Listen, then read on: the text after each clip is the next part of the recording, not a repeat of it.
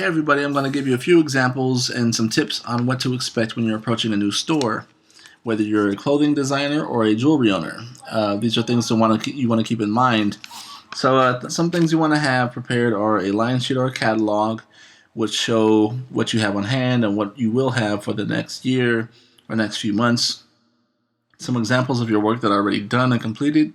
So if it's a t-shirt already printed and labeled, and have your business card attached to your catalog, and everything's good to go. Same thing with your jewelry, you have it all labeled and priced and all that. Things you want to be prepared for when you're approaching the store are the availability of the buyer. Sometimes they aren't always there, so be prepared to leave an example or samples with them, and business cards as well. A buyer is the person who makes the decision to either purchase your item upfront via wholesale or deal with you on consignment. Consignment, you only get paid until when they sell the product. That's more common what happens when you're a brand new brand. Versus wholesale, they'd be taking a bigger risk on a brand they're not familiar with, buying it up front, and then they have to worry about selling it after. Dealing with employees, you don't often always deal with the buyer up front. Often they're just a person working behind the desk, who may be big-headed or on a power trip. So don't get discouraged by that. Just ask for a manager, and you want to get a hold of a buyer. The manager may not know the buyer number or email, but they can direct you to a corporate office who can. So just keep being persistent until you find the person you need to talk to. You can always schedule an appointment to meet with the buyer later if they are close by and aren't in like a different state or whatnot. And you can show them products up front. So often what will happen is buyers like to fill the actual samples of your product. And some are real picky about brands, so like American Apparel or Bella or Next Level or Gildan or Jerseys or whatever it may be. Anvil, like they vary on each store. So when you're approaching a boutique, they often like softer fabrics and like thinner kind of t-shirts or whatnot. If you're approaching like a skate shop, they kind of like more loose-fitting clothing, a little baggier, a little heavier. And it just varies on the store that you're going to. So keep that in mind. Know your product. Because often what will happen also is when you talk to a buyer, you'll negotiate on price. So they'll try to talk you down on the price. They're still going to sell it for their top price that they want to, but how much you get paid really depends on your negotiating skills. So if they want the top quality shirts and the soft fabrics or whatnot, then you can negotiate about that. Know your product.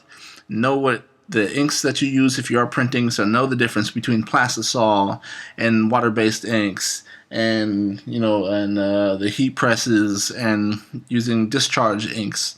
These are all things that really do come into play. For example, a store I recently approached attempted to talk me down in my price, but I had a friend with me who's a busty woman, and his his point was the product that I had at the time, which is actually this bear and this red star. I'm not going to mention their name, but this is a woman's shirt. So the argument he was making was when a woman would wear the shirt, the image would warp.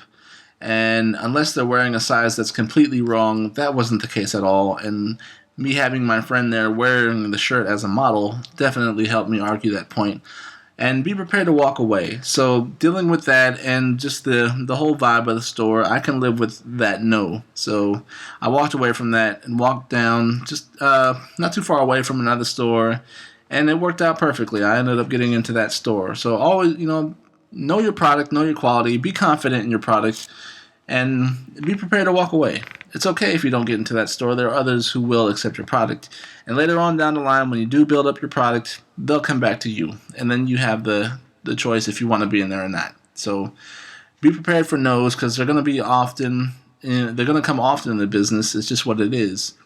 But you'll eventually get a yes, Even when there are stores that you want to approach and want to get in, and maybe they're friendly and the buyer isn't available at that time, just be persistent. Stay in their ear.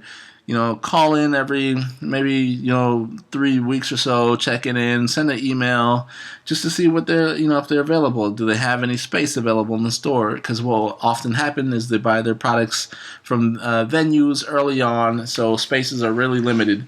So you want to get in there and you want to stay in the back of their head like, oh, well, this guy or this woman's been persistent and keeps calling me and emailing me. You don't want to harass them, but you want to be like a fly in their ear. You want to just be in the back of their head like, well, let me just check out their brand and see what this is about. Because eventually they'll sit down with you or they'll check it out, and if it's really good and they like it, then you'll get in there. So nothing's really given easy either in this business. You have to be persistent with it, and you have to really go for it. That's something I had to learn along this way, just trial and error, and this all will come with experience as well. You also want to set a price for yourself, because like I mentioned in my little example, they'll also try to talk you down in your price. So, some stores sell their shirts for $30, for $28, for $20 even. Just know the price that you're willing to sell your product for. So if you're not comfortable with going below, $10, you'll be losing out or whatever it may be. Then don't go there. That you can walk away with that. That's fine. So you want to know what your margin is, where you'll still make a profit, and be prepared to walk away from a store that's not willing to negotiate and work with you. Besides, be friendly and confident in your product and know it, because people should believe in your product. You have to believe in your product too for them to. But you want to go out there and get your brand out there, so be prepared to go to events and go to shows and talk to artists and talk to producers and talk to DJs and people who are out there networking all the time, and talk to them about your product and what you're trying to do. Have some examples on hand. Maybe you want to give away to them and have them wear and support your brand too. These are all things to help cross-promote. You want to promote them, and you want them to promote you as well. So have some examples on hand for that. Give them out to DJs. Maybe you have old shirts, an older design that didn't sell so well for you initially starting off. Use that as a promotional piece. Everything that you create, you can use as some kind of item for promotion in your business. Recycle what you have on hand. You don't want to lose out on any products and any opportunities. You want to build good relationships with people, build a good rapport, and go from there. Things that are just all learned along the way. So be prepared to make mistakes and learn too. The whole point of my business is to work with independent individual artists and be able to get their artwork out there and seen by others. So if I don't do that, then I feel like I failed you, and I feel you should do the same in promoting the brand as well. So be persistent with your brand, believe in your brand, find those who feel the same and who are willing to help you out, and you help them out. It's not just a one-way street. You have to be able to go out your way and help out an artist promote his album, his project, or maybe a videographer needs some clothing for the next video shoot. So be prepared to give some stuff away for that, but also you have to promote their music and their videos. So it's a mutual respect, it's a mutual appreciation for each other's artwork. But yeah, so that was my soapbox, kind of some little tidbits in there. Hopefully something helped you. If you have any questions, please contact me, Kris Allen Apparel, LLC at gmail.com, and I'll try to get back to you as soon as I can. Stay tuned, subscribe, like, follow me on Instagram, Kris Allen Apparel. That's KRISALAN Apparel _, on Instagram. And also Twitter, and check out my website. I'm always updating new things, just promoting different artwork on there. I'll talk to you guys soon, and I hope you enjoyed it. Leave your comments. I'll holler at you later.